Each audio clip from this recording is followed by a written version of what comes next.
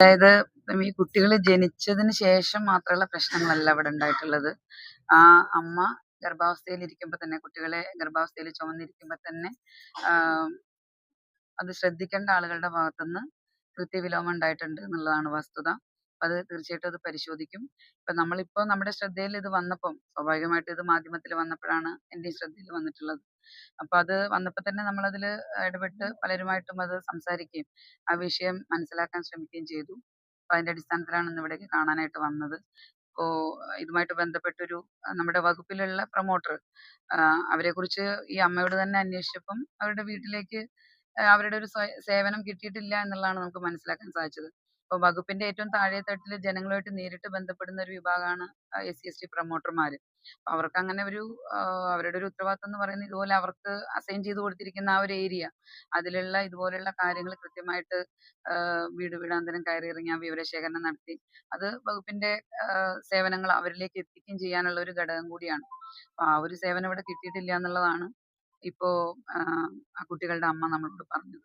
അപ്പൊ അത് നമ്മൾ അറിഞ്ഞപ്പോ തന്നെ അവരെ ഇനി നമുക്കത് വെച്ചുകൊണ്ടിരിക്കാനായിട്ട് സാധിക്കില്ല. കാരണം അതേ സ്ഥാനത്ത് വീണ്ടും അവരെ തുടർന്ന് മുന്നോട്ട് കൊണ്ടുപോകാൻ നമുക്ക് കഴിയില്ല. അതുകൊണ്ട് ആ സ്ഥാനത്ത് നിന്ന് തീർച്ചയായിട്ടും നമ്മള് നീക്കുക എന്നുള്ളത് മാത്രമേ നമ്മുടെ മുന്നിൽ പോകാൻ വഴിയുള്ളൂ. കാരണം ഇത് ഒരാളെ നമുക്ക് അവരെ വ്യക്തിപരമായിട്ട് അറിയില്ല. പക്ഷെ നമ്മുടെ ഒരു ലക്ഷ്യം എന്താ വെച്ചാല് ഇതിന് സമാനമായിട്ടുള്ള സാഹചര്യങ്ങൾ മറ്റ് സംസ്ഥാനത്തിന്റെ വിവിധ ഭാഗങ്ങളിൽ ഉണ്ടാവാമല്ലോ. കാരണം എല്ലാ ആളുകളും ഒരുപോലെ അത്ര ആക്റ്റീവായിട്ട് പ്രവർത്തിക്കുന്ന ആളുകളായിരിക്കണം എന്നില്ല. അപ്പൊ സമാനമായിട്ടുള്ള സാഹചര്യങ്ങൾ ഉണ്ടെങ്കിൽ അവർക്കും കൂടിയുള്ള ഒരു സൂചനയായിട്ടാണ് നമ്മള് ഈ ഒരു മാതൃകാപരമായിട്ടുള്ള നടപടി എടുത്തിട്ടുള്ളത്.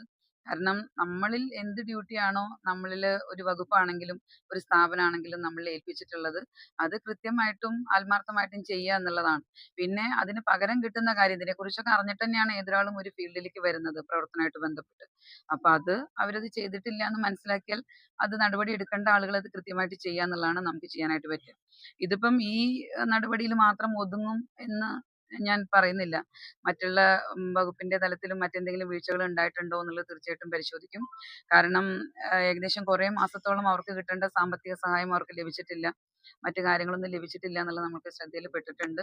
അതൊക്കെ വിശദമായിട്ട് തീർച്ചയായിട്ടും പരിശോധിക്കും. ഇത് ഒരു സ്ഥലത്ത് വരുമ്പോൾ നമ്മളത് കൃത്യമായിട്ട് പരിശോധിക്കുന്നത് മറ്റ് സ്ഥലങ്ങളിൽ ഇതിന് സമാനമായ സാഹചര്യം ഉണ്ടെങ്കിൽ അത് ഒഴിവാക്കാനും കൂടി വേണ്ടിയാണ്. കാരണം നാളെയും ഇത്തരം ആവർത്തിച്ച് ആവർത്തിച്ച് നമ്മള് വീണ്ടും വീണ്ടും നമ്മളിത് ആവർത്തിച്ച് പറയാ, അതിന് മറുപടി പറയാ, നമ്മള് അത് സന്ദർശനം നടത്തുക. ഇതില് ഒതുങ്ങി നിർത്താനായിട്ട് നിരന്തരം നമുക്ക് അതുമായിട്ട് മുന്നോട്ട് പോകാനായിട്ട് കഴിയില്ല. കാരണം സംസ്ഥാനത്തുടനീളം സാധാരണക്കാരായിട്ടുള്ള അടിസ്ഥാന വർഗ്ഗത്തിൽപ്പെട്ട ആളുകൾക്ക് സേവനം എത്തിക്കേണ്ട ഒരു വകുപ്പാണ് SC/ST അതുപോലെ തന്നെ പിന്നാക്ക വിഭാഗ വകുപ്പ്.